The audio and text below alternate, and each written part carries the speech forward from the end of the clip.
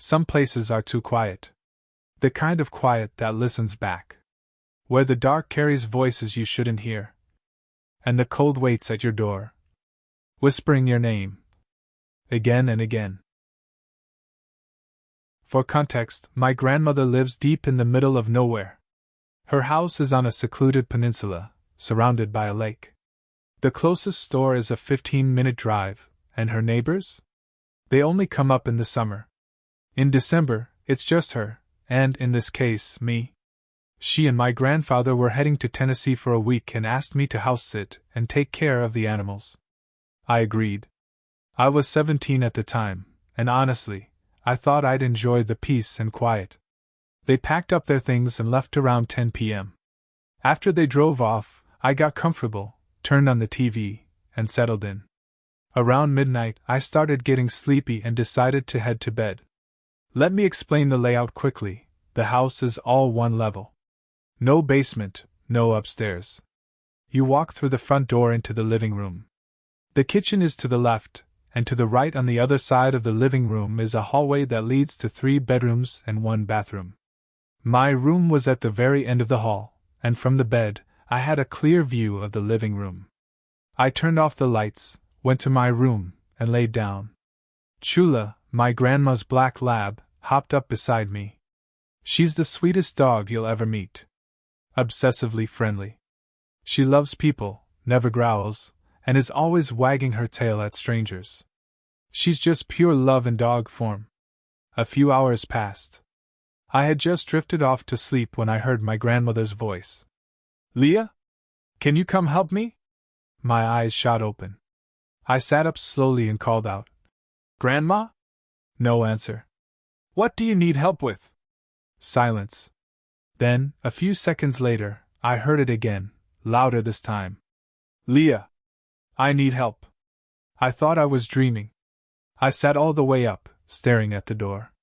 A few seconds passed, then I heard a low, guttural growl. I turned to look at Chula. She had sat up straight, hair raised, staring into the hallway with her teeth bared. She growled low, deep in her throat, eyes fixed on something I couldn't see. I turned on the hallway light and peeked out. Nothing there. No movement. I walked over and looked out the window next to the bed since it faced the driveway. Her car wasn't there. I quickly shut the window and locked my bedroom door, heart pounding. This was an old house, every step creaked. I should have heard something, but there was nothing but silence. I grabbed my phone and tried to call my grandma. It went straight to voicemail. I called my mom, trying to sound calm, but my voice was shaking.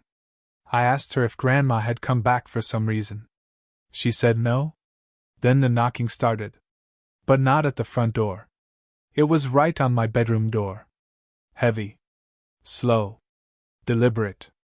And here's what chilled me to my core, the voice was still coming from the living room. "Leah, please come help me." It didn't make sense. I could hear her calling from the other end of the house while the knocks were right outside my door. She kept calling me. Each time more irritated. The calmness was gone, now it was commanding, aggressive. "Leah! Let me in. I need your help. Leah! Open this door. Leah, now?" It sounded like her, but distorted. Like something trying to copy her voice and getting it almost right. Chula stayed pressed to my side, growling steady and low like she'd rip something apart if it got in. The shotgun was in the same room with me, locked in the gun safe in the corner. I knew the code if I needed it, but I didn't even move from the bed. I couldn't. I was frozen. Eventually, the knocking stopped. The voice faded away. I must have fallen asleep somehow, because the next thing I knew, sunlight was pouring through the blinds. For a minute, I almost convinced myself I had imagined the whole thing. But when I checked my phone, the call logs were still there. I really had called my mom. I really had called my grandma. That part was real. I tried to push it out of my head, told myself it was some kind of sleep paralysis or dream. Around 11 p.m., I'd just gotten out of the hot tub in the garage. The door was wide open, there's no one around for miles, so I hadn't bothered to close it. Then I heard it. The motion sensor went off with that sharp barking alert. A second later, something slammed really loud in the garage. Like someone knocked over a metal shelf or kicked the wall. I hit the garage remote and shut the door fast, heart racing. Not long after, maybe 30 minutes after I got back in the house, there was a knock at the front door. I crept toward the door, standing just far enough away to not be seen through the frosted glass. I didn't move, didn't speak. That's when I heard her. "Please let me in. I'm cold. I'm hungry." The voice was scratchy, like an older woman. Soft, but weirdly flat. I didn't answer at first. I just stood there, frozen, heart pounding. After a few seconds I said, loud enough to carry, "How did you get all the way out here?" Silence. Then, more knocking, louder, quicker now. She spoke again, more forcefully. "I said let me in. I need help." I backed away from the door, still trying to stay calm. "You can't just show up at people's houses. You need to leave." That's when the knocking changed. It wasn't knocking anymore. It was banging.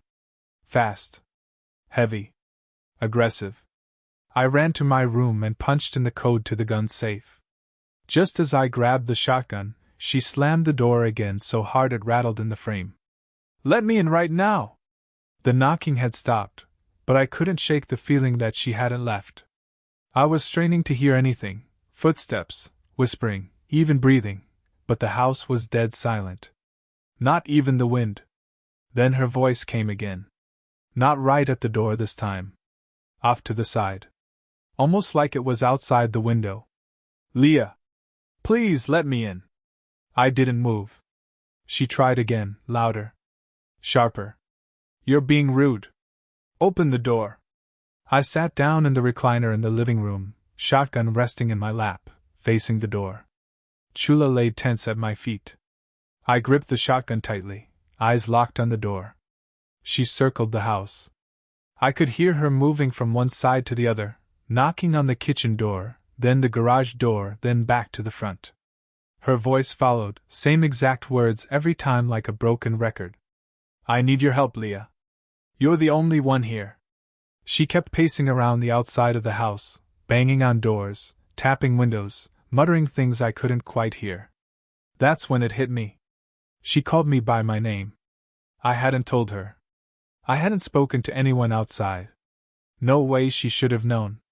I thought, if she was supposed to be here, she'd use the keypad to get inside. She'd know the code.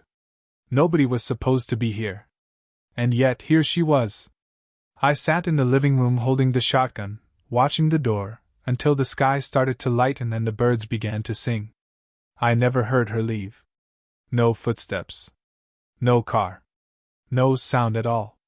When I stepped outside after sunrise to let the dog out, the ground was covered in a thin layer of snow. And it was untouched. No footprints. No tire marks. No trails leading to or from the doors. Nothing. Just cold, clean silence. Later that morning, I called my aunt and begged her to come stay with me. I didn't even try to explain. I just told her I couldn't be there alone another night. She showed up that evening, and I almost cried with relief. For the first time in 2 days, I felt like I could breathe. That night, I finally was able to get the sleep I desperately needed. I will never stay there alone again. Rest in peace, Chula. She passed from old age,